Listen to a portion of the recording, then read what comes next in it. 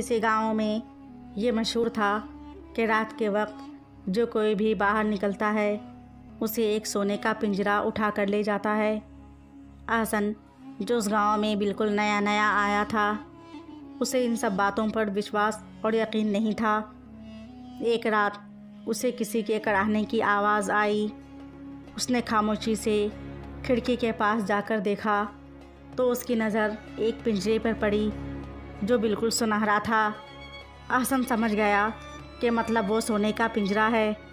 उसने मन ही मन में सोचा कि आखिर इस सोने का पिंजरा खुद कैसे हरकत कर सकता है। तभी अगले ही पल वो पिंजरा एक आदमी समेत गायब हो गया।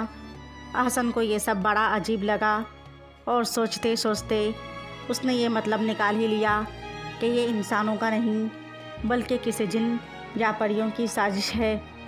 सुबह उठते ही उसने गांव वालों को जमा किया और रात जो कुछ उसने देखा वो वाक़या उसने गांव वालों को बता दिया। गांव वालों ने कहा, हमें ये जगह छोड़कर कहीं और चले जाना चाहिए। अहसन ने कहा, नहीं, यह मुश्किल का हल नहीं है। इस पिंजरे में ऐसी कौन सी ताकत है, हमें देखना और जानना चाहिए। सब लोग उसकी बात मान गए। अहसन ने गांव वालों से कह दिया था कि आज रात हम में से कोई भी नहीं सोएगा। लिहाजा सब गांव वाले अपने घरों के बाहर एक साथ जमा होकर बैठे रहे। थोड़ी देर बाद अहसन समेत सभी लोगों ने देखा कि आसपास कुछ चमक रहा है। वो मंजर खुशनुमा था, मगर अहसन के सिवा बाकी लोगों को डर भी लग रहा था। सब यही सोच रहे थे कि आज हम सभी बाहर बैठे हुए हैं, न जाने वो पिंजरा हम में से किसे उठा कर ले जाए। तभी अचानक एक हसीन व खूबसूरत परी ज़ाहिर हुई। उन लोगों ने जो उस परी को देखा तो देखते ही रह गए। अहसन ने पूछा, ऐ परी, तुम आखिर क्यों कर लोगों को उठा ले जाती हो?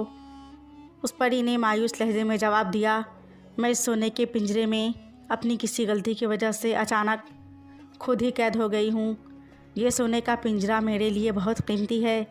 अहसन ने ताजुब से पूछा, तो क्या तुम इस पिंजरे से आज़ाद नहीं होना चाहती? परी ने कहा, नहीं ऐ दोस्त, मैं ऐसे ही ठीक हूँ। अहसन ने कहा, तो फिर तुम वादा करो कि आज के बाद किसी को भी रात के अंधेरे में उठाकर नहीं ले जाओगी। परी ने कहा, ठीक है, मैं वादा करती हूँ कि मैं आज के बाद ऐसा नहीं करूँगी, मगर हाँ, आप लोग भी मुझसे दोस्ती कर लीजिए, फिर मैं अपनी किसी दोस्त को परेशान नहीं करूँगी।